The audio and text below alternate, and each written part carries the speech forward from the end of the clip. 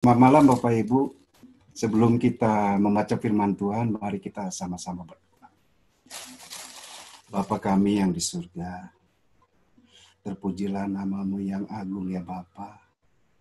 Oleh karena pemeliharaan kasih dan kemurahan-Mu lah, kami boleh bersama-sama kembali via media dan sarana ini untuk berkumpul, untuk bersama-sama bersekutu dan berdoa. Bapa, pada malam ini juga, sebelum kami berkata-kata di dalam firman-Mu, di dalam sebagian ayat-ayat firman-Mu, biar Engkau kuasai melalui urapan jamahan-Mu ya Bapa. Sehingga apa yang kami katakan, apa yang bersuara, hanya karena kuasa dan pimpinan serta tuntunan-Mu. Terima kasih Bapa.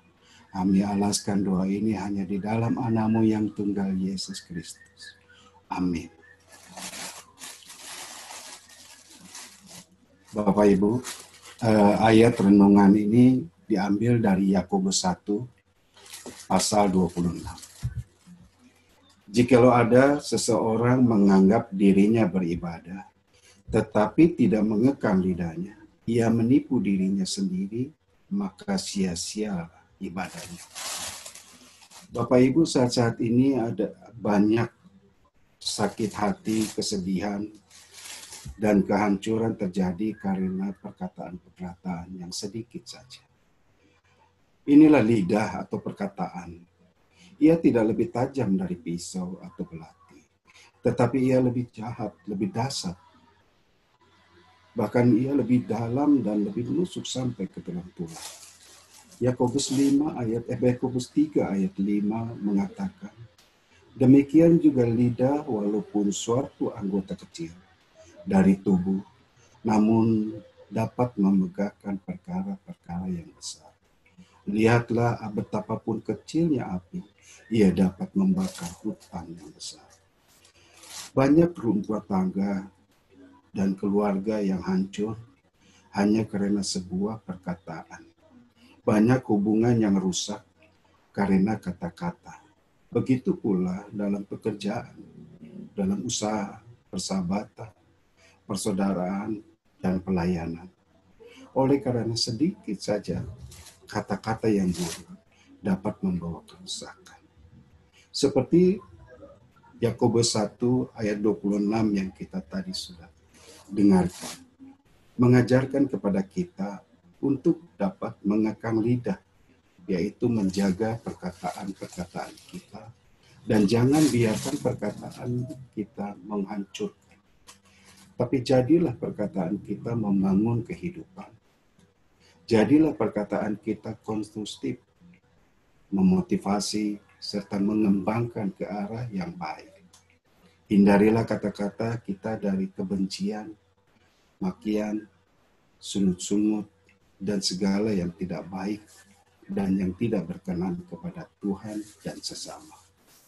Begitu pula di dalam keluarga. Banyak kita sering terhadap sesama kita berkata baik, tetapi terhadap suami atau istri atau adik, keluarga atau anak-anak sering kita berkata yang tidak baik.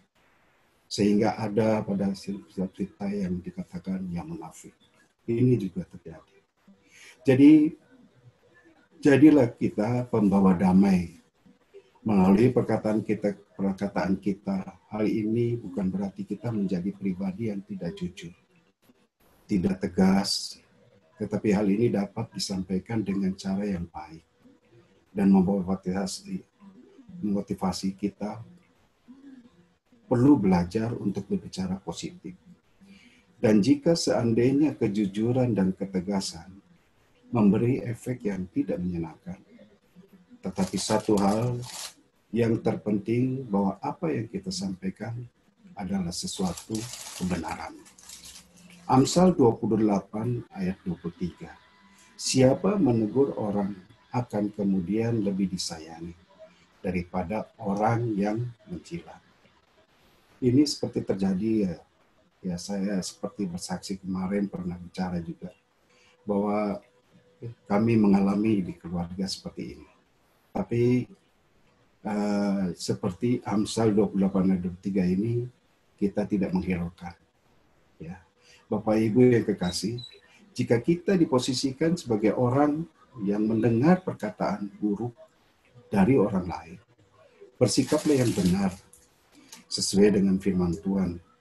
Jangan terintimidasi dengan kata-kata yang buruk atau kata kebencian, kutuk, apalagi seperti menghakimi dan semacamnya. Hidup kita tidak tergantung dari perkataan-perkataan semacam itu, tetapi hidup kita tergantung kepada perkataan firman Tuhan. Tetaplah damai dan mengasihi, serta mendoakan orang yang berkata buruk kepada kita. Amsal 20 ayat 24 berkata, langkah orang ditentukan oleh Tuhan, tetapi bagaimanakah manusia dapat mengerti jalan hidup? Di malam hari ini kita perlu introspeksi dan memperbaiki diri kita daripada lidah dan perkataan kita. Pertama, kuasailah lidah kita, agar perkataan-perkataan bukan kata-kata yang menghancurkan, tetapi perkataan yang baik, yang benar, yang memotivasi, yang membangun kehidupan. Kedua, bersikaplah bijaksana. Ini penting Bapak Ibu. Bila ada ucapan yang tidak baik ditunjukkan kepada kita, jangan kita terpengaruh. Tetapi jagalah hati tetap bersukacita dan percaya bahwa kehidupan ada dalam kuasa firman Tuhan atau kuasa Tuhan. Maka Bapak Ibu, marilah kita bersama-sama membangun perkataan-perkataan yang baik dalam rumah tangga, keluarga, dan sesama. Sehingga damai dalam hubungan persaudaraan, persahabatan, dengan pekerjaan dan pelayanan akan baik dan diberkati Tuhan. Karena setiap perkataan-perkataan kita yang meruntuhkan tetapi membangun, dan tidak meruntuhkan tetapi membangun kehidupan yang berkenan kepada Tuhan. Kiranya Tuhan memberkati kita semua. Amin. Ya, terima kasih Pak Romi firmannya. Tadi dikatakan ada satu kalimat yang mengatakan bahwa hidup kita itu tidak tergantung dengan kata-kata orang, tetapi hidup kita itu tergantung pada firman Tuhan. Betul ya Bapak Ibu, kadang-kadang kata-kata orang itu mempengaruhi hidup kita begitu. Tapi firman Tuhan mengingatkan malam hari ini bahwa hidup kita itu tidak tergantung pada apa yang dikatakan orang, tetapi tergantung pada firman Tuhan yang menghidupi dan juga memberi bimbingan serta teladan bagi kita. Bapak Ibu, saya teringat itu ada perumpamaan paku yang kalau dipakukan di kayu itu akan nancep gitu ya. Dan ketika paku itu dicabut, dia akan menimbulkan bolong yang cukup besar gitu ya. Dan bolong itu tidak bisa ditutup dengan cara apapun. Seperti itu juga dengan kata-kata. Ketika kita berkata-kata yang mungkin kasar atau melukai orang, mungkin itu akan menancap dan kemudian akan terbawa sampai ke hari-hari orang tersebut begitu. Oleh sebab itu seperti yang Pak Romi katakan tadi, juga ada dikatakan bahwa lebih baik kita memilih kata-kata yang membuat orang merasa damai sejahtera seperti itu ya. Tapi agak susah juga ya Pak Romi ya, kadang-kadang kita kebablasan begitu. Kadang-kadang kita juga pas kalau kita mengungkapkan sesuatu kepada orang lain begitu. Dan itu seringkali terjadi dalam kehidupan kita. Tetapi firman Tuhan malam hari ini boleh mengingatkan kita untuk kita bisa lebih bijaksana dalam menanggapi perkataan dan juga berkata-kata. Ya Bapak Ibu, seperti itu yang diungkapkan firman Tuhan malam hari ini. Apakah ada yang ingin sharing malam hari ini tentang firman Tuhan yang dibawakan oleh Pak Romi? Silahkan. Pernah mengalami mungkin Bapak Ibu. Pak Sur, ada yang mau disampaikan Pak? Kayaknya mau nyalain mic-nya. Silakan Pak Sur, tidak apa-apa. Ada yang mau disampaikan Pak sharing gitu atau pengalaman tentang firman Tuhan malam hari ini? Bagaimana kata-kata itu mempengaruhi, dan juga kadang-kadang kita juga kelepasan gitu ya berbicara hal-hal yang mungkin tanpa kita sadari gitu, membekas di hati orang lain. Ada Pak Sur, silakan.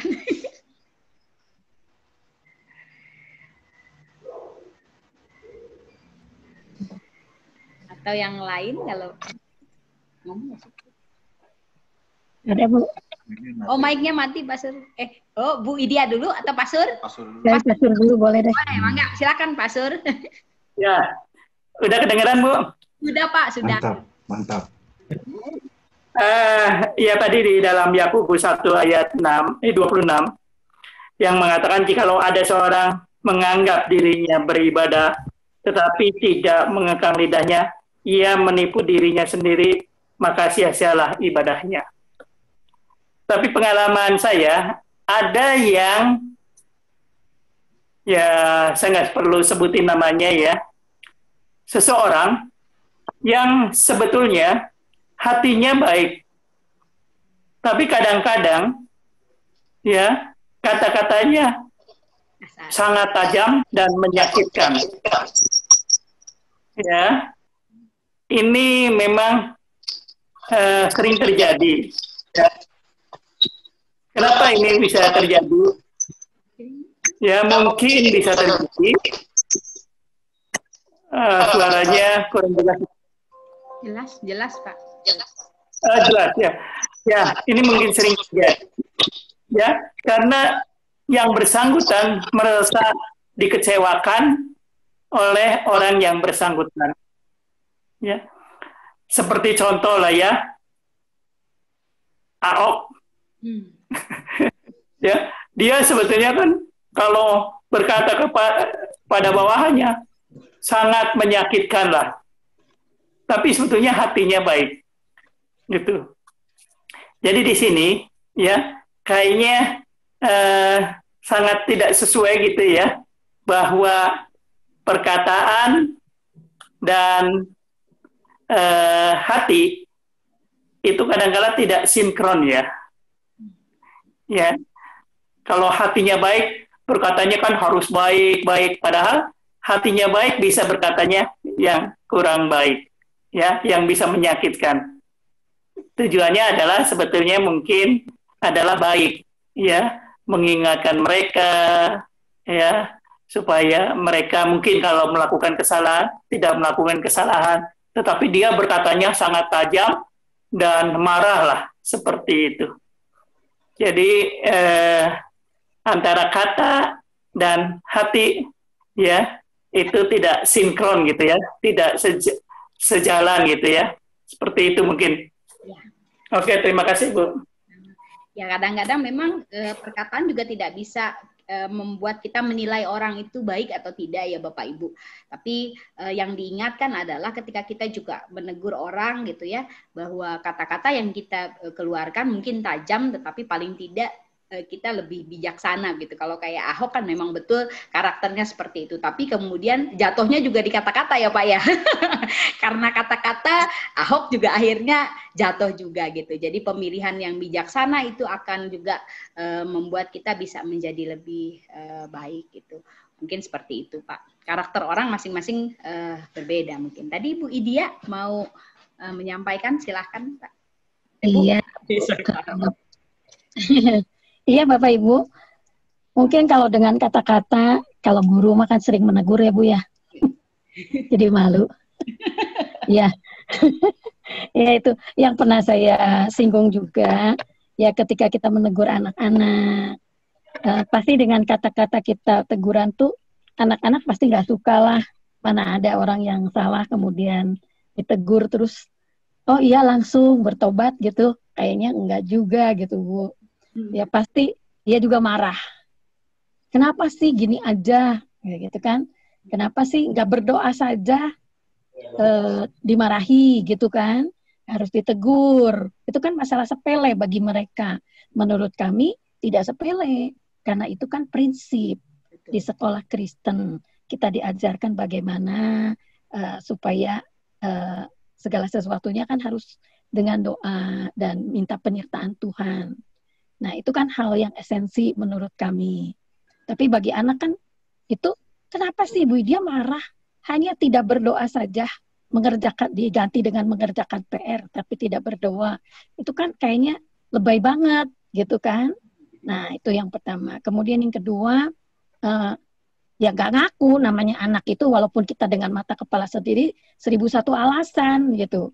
Nah, karena lihatnya dengan mata kepala sendiri, mau alasannya 1000, mau 2000, mau 3000, ya tetap saja dia salah karena kita melihatnya gitu. Tapi anak kan biasanya tambah ketahuan, defense-nya lebih tinggi gitu loh. Nah, ketika seperti itu, ya sampai kita mengajak bicara dengan baik-baik juga dia lebih tinggi gitu kan nadanya, dan kemudian berbalik bukannya berterima kasih kalau pada saat itu ya marah gitu. Kenapa sih saya harus ditegur? Kenapa sih saya harus gini gitu? Kena sanksi. Ya kira-kira seperti itu.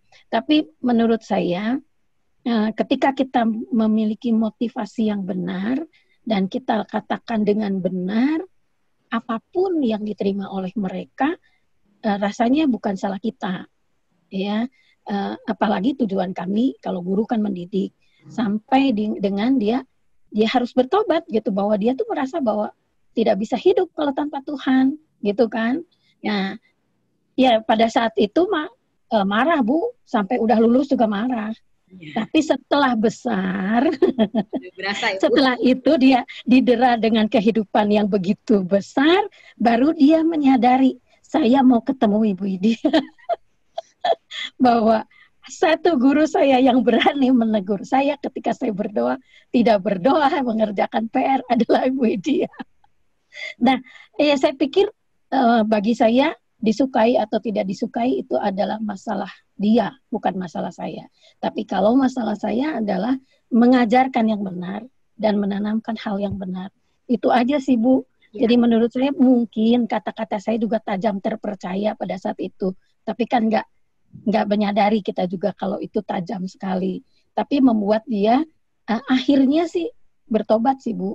Dia mencari saya dan mau meminta maaf yang seperti itu. Nah kira-kira seperti itu Bu. Ya, terima kasih. Terima kasih.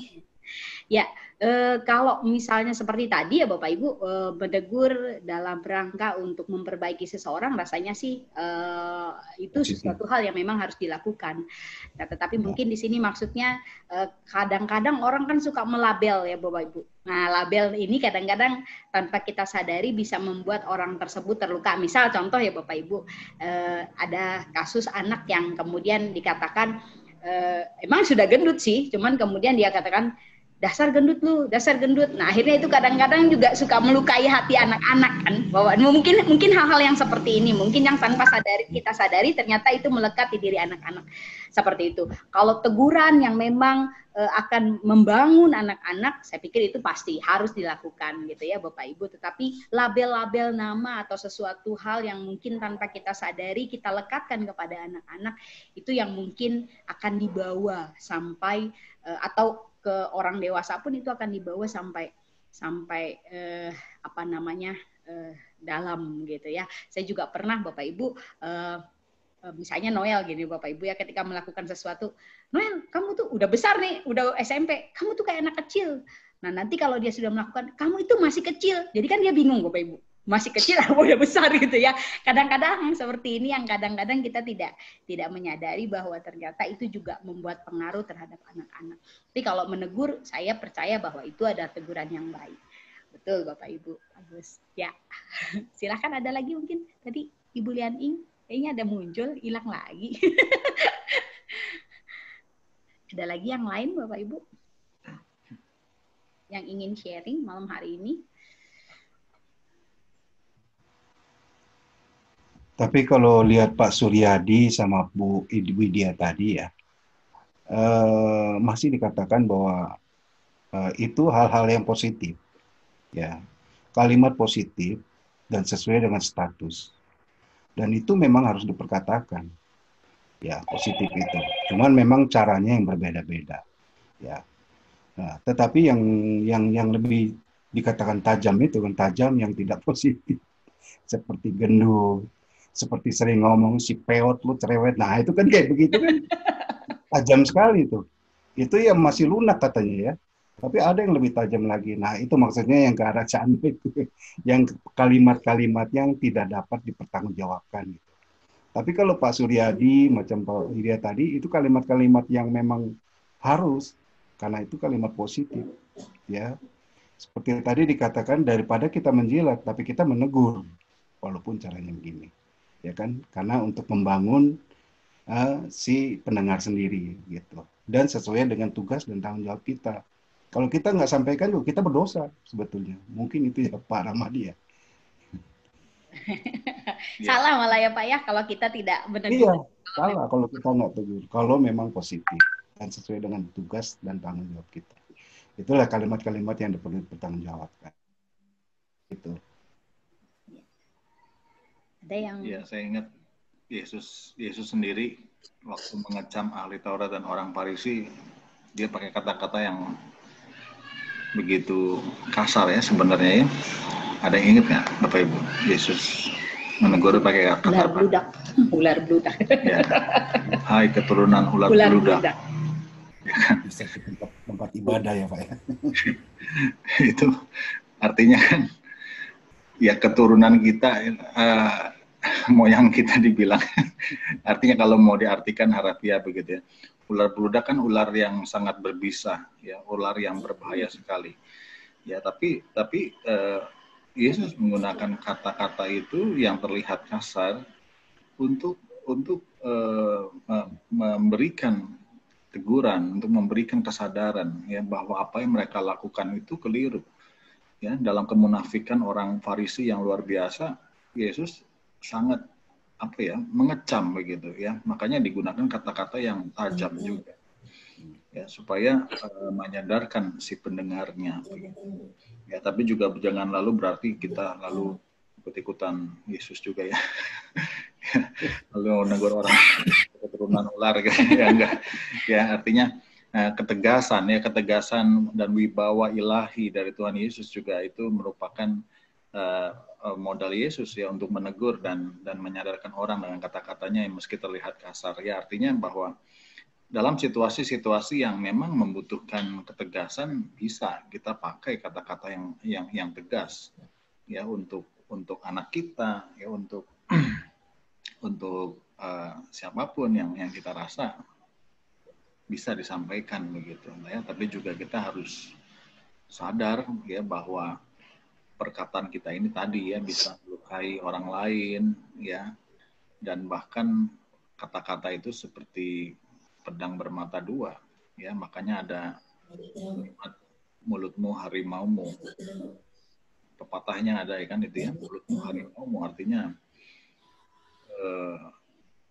digambarkan harimau ya karena bisa menyerang diri kita sendiri ya, mungkin tadi yang dicontohkan oleh Pak Suryadi ya seperti Pak Ahok dan sebagainya.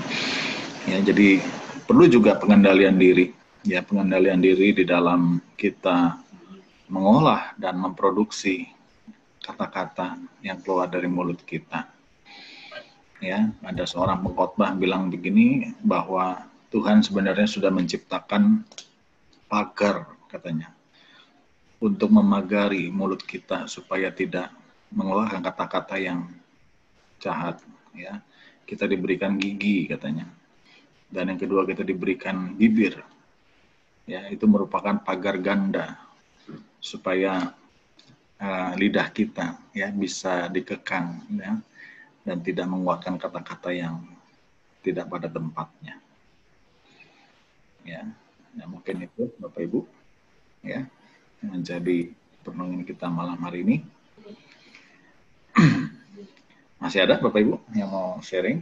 Kami mau berdoa untuk dalam situasi dan kondisi yang sampai saat ini di negara ini ya Bapak, di mana kiranya Engkau ya Bapak dapat menolong bangsa dan negara Indonesia ini yang mana pada saat-saat ini sedang menghadapi secara keseluruhan secara dunia bahwa COVID-19 masih terus bertambah. Dan biarlah ya Bapa, di dalam situasi yang belum menentu ini, biar kiranya masyarakat tetap mematuhi proses protokol kesehatan dengan sebaik-baiknya. Dan biarlah hanya dengan pertolongan-Mu ya Bapa, dan biarlah hanya dengan kuasa dan kasih-Mu ya Bapa dan kemurahan-Mu, kami boleh berada di dalam bimbingan dan pimpinan-Mu ya Bapa. Karena hanya terang-Mu lah yang dapat memberi kekuatan kepada kami. Karena hanya kuasa-Mu lah yang dapat membimbing kami, memberikan kami sampai pada kesudahannya ya Bapa. Puji syukur terima kasih Bapa. Kami serahkan doa ini hanya dalam anak-Mu yang tunggal Yesus Kristus. Bapa kami yang di surga, pada malam hari ini Tuhan, kami juga bersatu hati untuk mendoakan tim riset untuk uji coba klinis tentang COVID-19 ini. Bapa di surga, kami mohon campur tangan Tuhan di dalam setiap apa yang diperbuat, dilakukan oleh tim riset ini, sehingga dapat menghasilkan hasil yang baik, sehingga ini menjadi satu solusi untuk mengatasi COVID-19. Bapa di surga, kami berdoa juga untuk para sukarelawan yang ikut serta di dalam uji klinik ini. Kiranya Tuhan juga beserta dengan mereka, berikan kerelaan hati, kesediaan untuk dapat berpartisipasi di dalam uji coba ini. Kami percaya Tuhan, tanpa campur tangan Tuhan, kami tidak dapat berbuat apa-apa. Kami percaya juga Tuhan, dengan pertolongan Tuhan, maka tim riset akan dapat berhasil melakukan yang terbaik. Dan hasilnya dapat digunakan untuk kesembuhan kami semua. Bapa, kasihanilah kami, kasihanilah masyarakat Indonesia pada umumnya, sehingga semua virus ini dapat teratasi dan dapat kami kembali memuji dan membesarkan nama-Mu di dalam gereja kami. Bapa di surga, kami mohon pertolongan Tuhan, dan kami hanya berseru kepada Allah kami yang hidup. Hanya di dalam nama-Mu Yesus Kristus kami menyerahkan doa-doa yang tidak sempurna ini. Bapa di dalam sorga, kami ucap syukur terima kasih Tuhan untuk segala kasih dan segala penyertaan Tuhan. Tuhan, terkhusus di malam ini kami berdoa untuk para tenaga medis Tuhan yang terlibat langsung di dalam penanganan pandemi 19 ini Tuhan. Masih begitu banyaknya Tuhan penyebaran virus ini Tuhan, hanya dengan kasih dan pertolongan-Mu saja Tuhan. Semua ini dapat dilakukan sehingga virus dapat diredakan Tuhan. Kami juga berdoa buat para tenaga medis Tuhan yang mulai kewalahan Tuhan. Karena pasien terus bertambah Tuhan. Biarlah Kau berikan kesabaran Tuhan.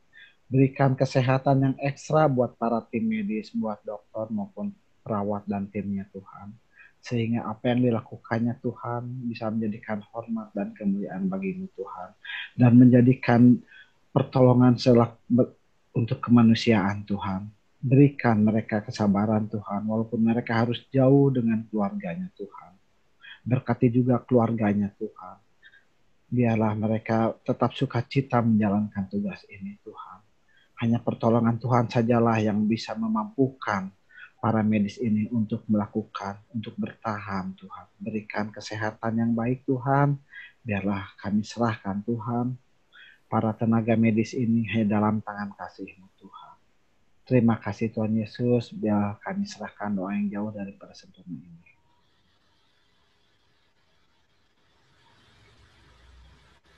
Terima kasih Bapak yang baik, terima kasih ya Yesus Kristus, terima kasih ya Roh Kudus. Pada malam ini Bapak, kami bersatu hati Bapak, ingin mendoakan para pasien yang kena positif COVID-19 Bapak, agar mereka dapat segera pulih dan sehat sedia kala Bapak. Kami tahu Bapak, kami baca berita bahwa statistik menunjukkan Bapak, orang yang terinfeksi virus COVID-19 ini terus bertambah hari demi hari Bapak. Melampaui 120.000 orang ya Bapak. Tapi yang statistik yang sembuh ya Bapak masih stagnan Bapak, di angka 60 ribuan ya Bapak. Berilah kami pertolongan ya Bapak, para tim medis dan para pasien ya Bapak, untuk bisa bekerja sama ya Bapak untuk meningkatkan imunitas dalam tubuhnya Bapak. Biarlah mereka diberi kekuatan, pengharapan yang berasal dari-Mu saja ya Tuhan. Kami juga mendoakan untuk para keluarga ya Bapak, yang saat ini sementara mereka berjauhan, agar tetap mendapat kekuatan ya Bapak, agar mereka tetap diberi ketabahan ya Tuhan. Walaupun kami tahu Bapak, itu sangat susah sekali Bapak, yang sangat membuat mereka tidak bisa berdekatan lagi Bapak. Mereka hanya bisa berjauhan, tidak bertemu satu sama lain Bapak. Itu membuat suatu beban dalam hidup Bapak, dan membuat stres para pasien juga ya Tuhan. Berilah kekuatan bagi mereka semua ya Tuhan. Kami serahkan hanya di dalam nama Yesus Kristus. Kami doa dan mengucap syukur ya Tuhan. Tuhan yang mengasihi kami, saat malam hari ini kami juga berdoa bagi setiap keluarga yang anggota keluarganya meninggal karena COVID-19. Tuhan, biarlah Tuhan boleh memberikan kekuatan dan penghiburan bagi mereka, sehingga mereka boleh menjalani setiap hari-hari mereka tanpa didampingi oleh orang-orang yang mereka kasihi yang sudah meninggalkan mereka terlebih dahulu akibat COVID-19 ini. Biarlah Tuhan melalui peristiwa ini mereka boleh memahami dan mengerti bahwa Tuhan tidak pernah meninggalkan mereka, tetapi Tuhan terus berada bersama mereka di tengah kesedihan dan duka cita mereka. Tuhan hadir memberikan penghiburan bagi mereka, memberikan kekuatan bagi mereka melalui orang-orang yang terus memberi mereka semangat dan berdoa bagi mereka. Dan biarlah Tuhan mereka juga boleh memahami bahwa kondisi ini bukan karena kesalahan ataupun apapun yang terjadi atas mereka, tetapi ini adalah segala proses kehidupan yang memang harus kami lalui dan mereka lalui, bahwa dimanapun kami berada, COVID-19 ini terus menghantui kami. Oleh sebab itu biarlah Tuhan boleh juga memberikan kami kekuatan dan juga kepercayaan bahwa kami bisa menjalani dan mampu melalui semua dengan baik. Kami menyerahkan semua keluarga dan anggota keluarga mereka yang ditinggalkan oleh peristiwa COVID-19 ini ke dalam tangan pengasihan Tuhan. Biarlah harapan, asa, dan cita-cita mereka boleh mereka letakkan di dalam tangan pengasihan Tuhan. Ya Tuhan, inilah doa kami, di dalam nama Tuhan Yesus kami berdoa. Bapak, kami juga ingin berdoa untuk ibadah onsite yang sangat terbatas pada esok hari. Kami berdoa untuk segala yang sudah disiapkan, protokol kesehatan, begitu juga liturgi yang disesuaikan. Kiranya semua boleh berjalan dengan baik ya Tuhan. Begitu juga sebagian jemaat yang hadir, yaitu para penatua dan juga pengurus komisi. Bila mereka juga boleh mengikuti protokol dengan baik, dan biarlah ibadah onsite terbatas ini boleh terus disiapkan dengan sungguh-sungguh, karena kami sadar masih ada banyak yang perlu diperbaiki dan juga perlu disiapkan lebih baik lagi. Biarlah Tuhan juga menolong, biarlah kami semua boleh mendukung juga, sehingga tahap demi tahap yang akan dijalani boleh berjalan dengan baik. Begitu juga untuk jemaat-jemaat Tuhan yang masih beribadah di rumah melalui tayangan online. Tuhan juga memberkati. Biarlah tayangan online juga boleh diikuti dengan baik dan boleh beribadah di rumah masing-masing dan boleh mengikutinya dengan sungguh, dan boleh juga menjadi berkat bagi setiap jemaat Tuhan. Tuhan juga berkati setiap kami. Kami mau serahkan kehidupan kami semua dalam tangan Tuhan. Biarlah pekerjaan kami, profesi, rumah tangga kami, anak-anak kami, semua boleh ada di dalam campur tangan Tuhan. Sebentar kami mengakhirinya ya Tuhan, kami memberi istirahat malam hari ini, Tuhan juga menjaga, melindungi kami sehingga kami boleh memulihkan kesehatan kami. Terima kasih Bapa, inilah doa kami. Hanya di dalam nama Tuhan Yesus Kristus kami berdoa dan kami memohon. Amin. Kasih Tuhan mengelilingimu dan sayapnya melindungimu. Tangan Tuhan pegang dalam hidup, majulah dalam kasihnya.